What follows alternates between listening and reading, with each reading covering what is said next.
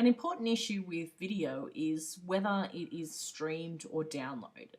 So I've got my YouTube channel here open, and you'll notice that the slider here, the current time indicator, basically indicates that we're at 27 seconds, 28 seconds, and so on in watching the actual film. Now you'll notice that ahead of this, there's this little pink area here. Now what's happening is that this is the area that the video has actually already downloaded or streamed. So you'll notice that the whole file has not yet been downloaded, but we're still able to watch that progressively as it downloads. So this is called streaming.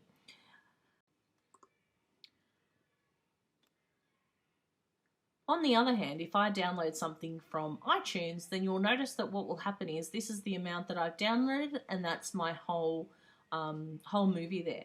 So if I go to my downloads, I'm actually downloading here a fairly big file, and I can't start watching it. If I try and watch this, I can't actually start watching it until the whole file is downloaded.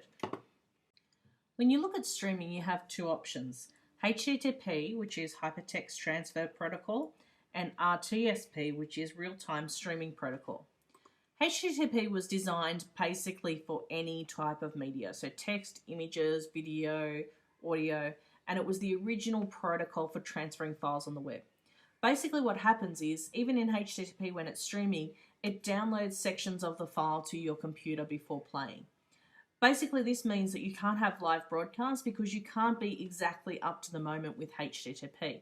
So it's not very good for doing real-time broadcasts. However, because you're downloading that file and that file is staying on your computer, even though you're streaming it, you're downloading segments of the file at a time so that you can watch it as you're actually downloading the file.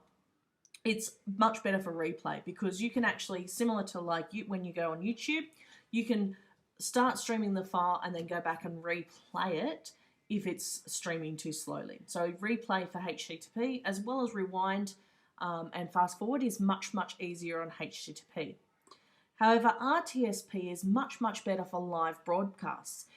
RTSP is a protocol that's specifically designed for audio and video.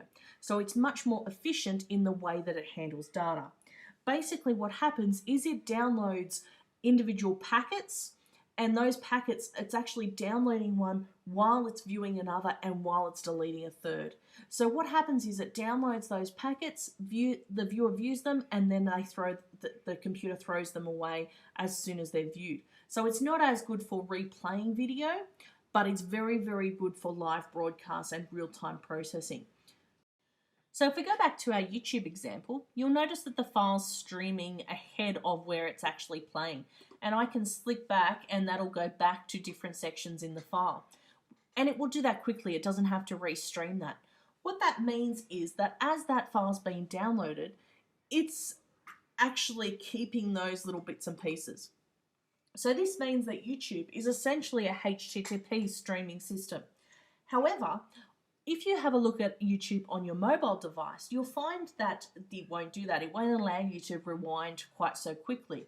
It'll have to reload the data again. What that means is that on your mobile device, YouTube is actually an RTSP system.